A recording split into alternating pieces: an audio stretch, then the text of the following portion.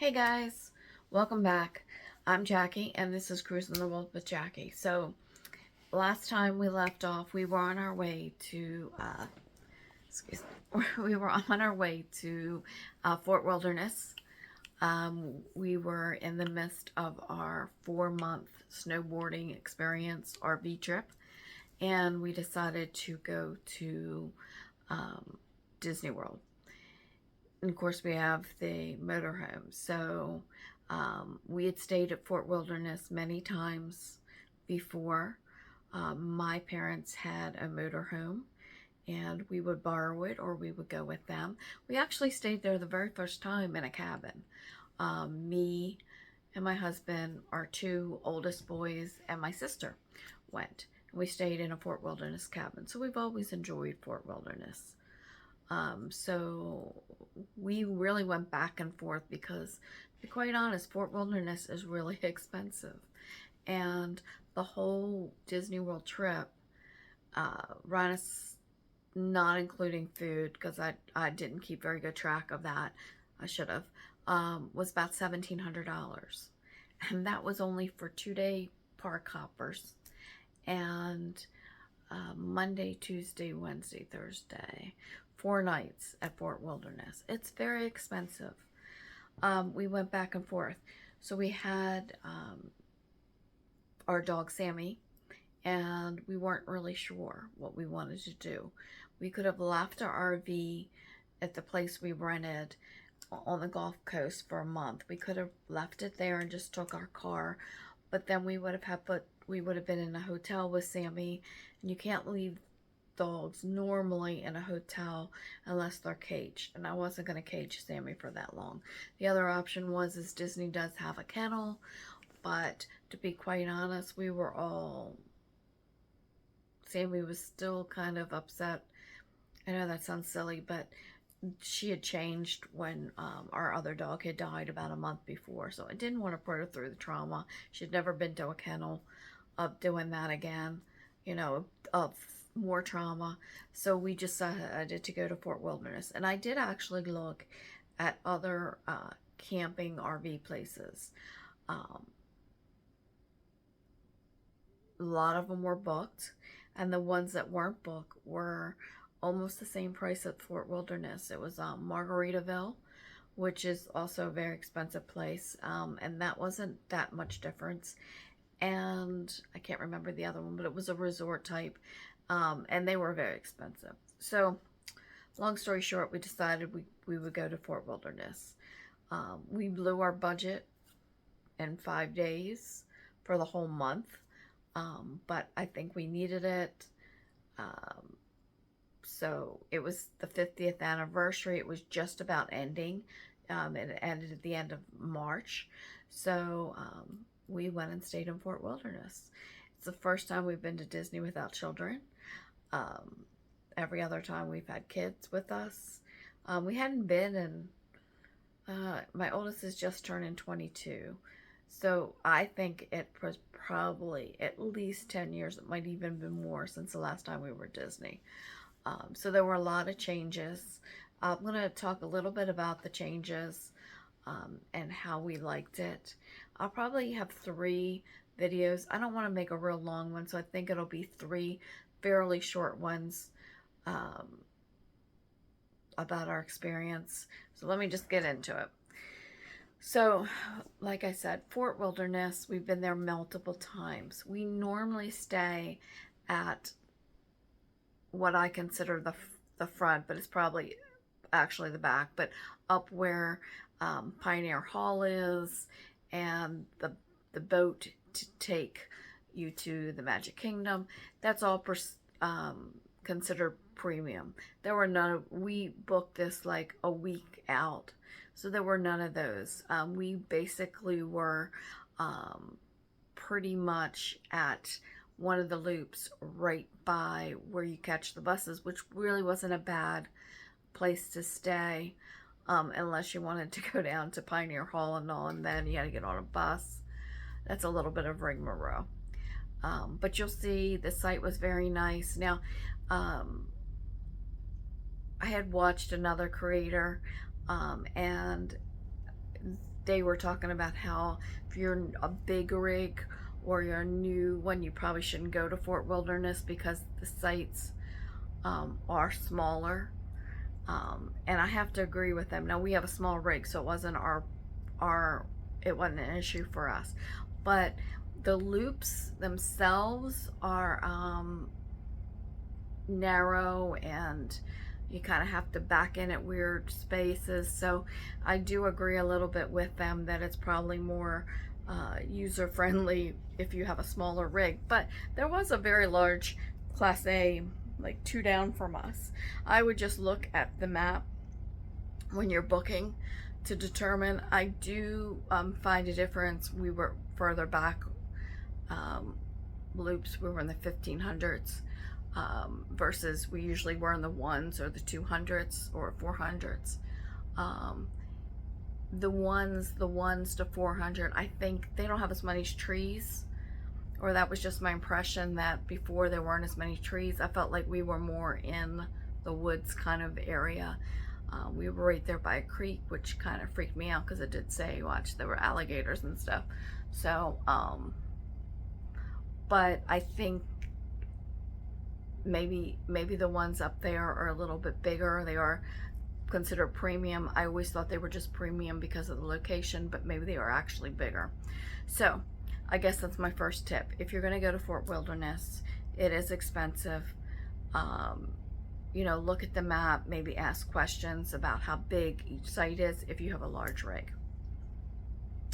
The other thing that I was going to say changed, but it probably wasn't even a big, didn't even exist when we were there last time. E-bikes are not allowed. That's what we have. And you can take the battery out of an e-bike, but it's really hard then to pedal. So we didn't even unpack our e-bikes. So that's just an FYI. That was different. The other thing that had changed since we had been to Disney before is you had to let them know, even if you had the park hopper, you had to let them know what your first park of the day was. We didn't have to do that last time I was there. You people who are Disney fans, you are probably laughing because it's probably been something that's maybe been in existence for a long time. If you're really a Disney fan, there are other channels out there that give you the best and the brightest. This is just our experience that we had as, you know, 60-year-old people going to Disney without any children. The other thing that has greatly changed, and I think there's probably something on one of the videos talks about this, but you know, our kids, we like staying at Fort Wilderness because you got in there half an hour early, and we would stay the entire day, you know, all the way through the fireworks, and you know, come home back to the campground, and we were good to go. Oh, not anymore. I don't think we made the early thing once. I think the first day when we went to Epcot, I think it was like 2 minutes before it opened, we got there. You know, to the regular people it opened. But we are not morning people anymore. You know, we are retired, so we're not used to getting up that early. So we didn't really make it, and we were exhausted. In fact, that is the tip number one. Probably one of two things. We shouldn't even pushed ourselves that way, or do what we wound up doing is we originally were not going to stay to Friday. We were booked in Monday. We were going to leave on Thursday, but we were so exhausted after the first day that we needed to book another day so we could have rest. So that was totally different and eye-opening. I felt like my feet were going to drop off. So just FYI. This was March. Only one pool was open. That was really crowded. I guess some places were off. It was not around Easter, but I'm thinking some people actually had spring break. There also was the flower There's another name for it. I'll try to remember what it is when I go through the Epcot stuff. But it was like the flower show, and I think there were a lot of people came for that. Uh, so, but yeah, so I'm gonna put the snippets of Fort Wilderness, and you can, look at that. I have to say, we wanted to go to the Hoop-Dee-Doo review. It's just something we always did as a family. They was not open. I think it was only open Wednesday and Thursday. It wasn't open Monday or Tuesday. Maybe it was open Thursday and Friday. I'm not sure. It wasn't open all the days. And the days it was open, it was all, there was no reservations available. So we ate at Crockett's Tavern, which we've ate multiple times. It was not good. I'm just gonna put it out there.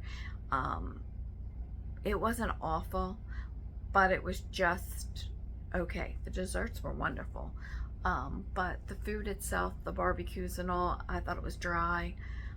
The people next to us, they weren't pleased either. The service was not great. They start you out with a salad. It's kind of like family style. They give you a bowl, and you and your husband, I guess you and your family, if you have a big family. There was a family next to us who came in when we were almost done, and they were vegetarians.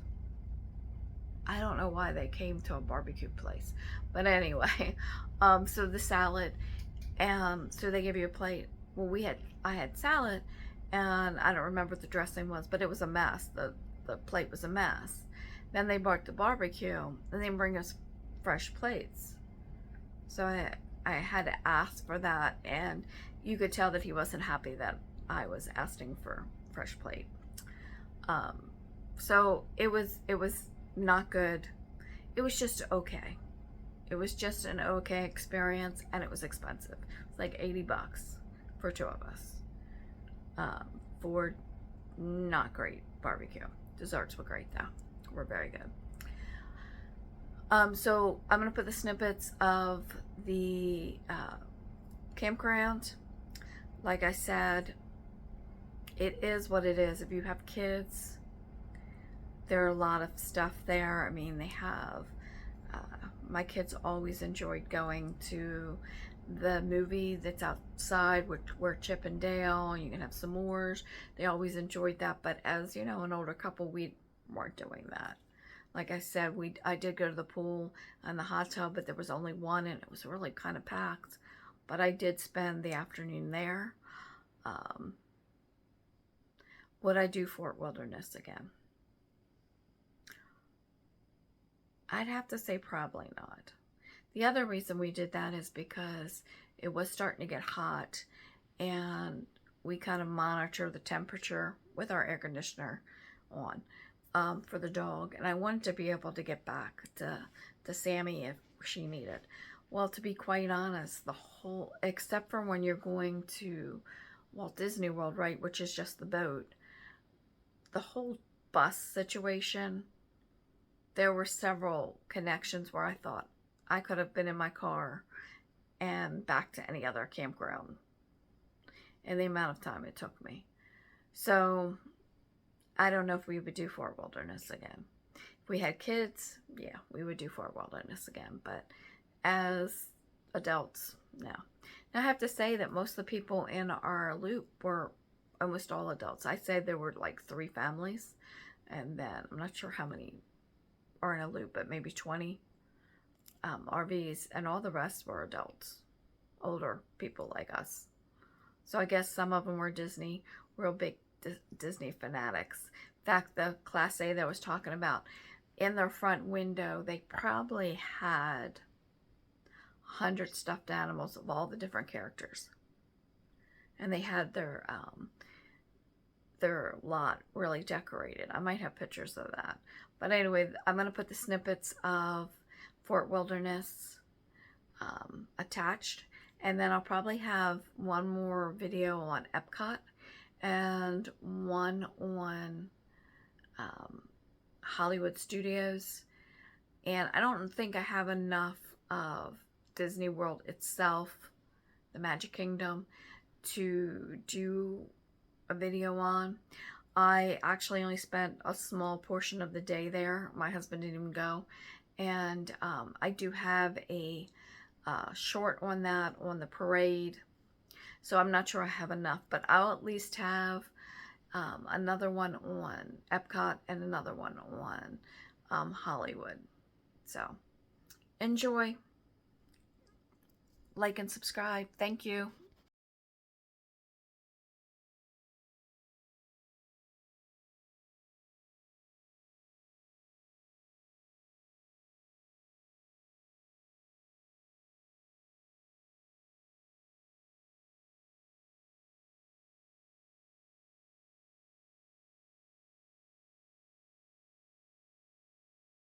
Huge turkey. Things you see when you don't have your gun. You don't even shoot. Act tough. Fireball. Sammy did not like the turkey, I can tell you that. Good girl. At Fort Wilderness Campground, the first time we've been here without children. I think I want to go over there. Just giving you a little look. This is up by the Hoop-de-Doo Review and the lake. Hey, look at that thing over there. You see the airstream? Yeah. Big playground up here. Kids are having a great time. Like I said, this was our first time without our kids. And actually, I think the last time we were here, our son is 21. I think he was about 6 or 7. So it's been a while since we've even been here.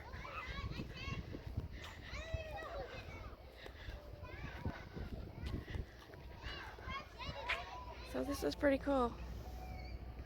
Okay. I'll give you more look later. Little known. We didn't rent a golf cart. We're only going to be here a couple days and we're going to spend most of it in the parks. So we have our car though. And to get up to this Hoop-de-Doo Review, you can't really do it. We have to walk or take their bus around. And I didn't really want to do that. So my husband's somewhere looping to wait for me. But I guess we will have to use the bus to go around. We're not very close this time. We made reservations at the last minute. And we didn't pay the premium rate.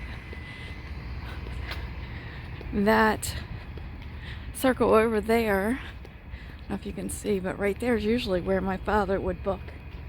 And I think we booked there.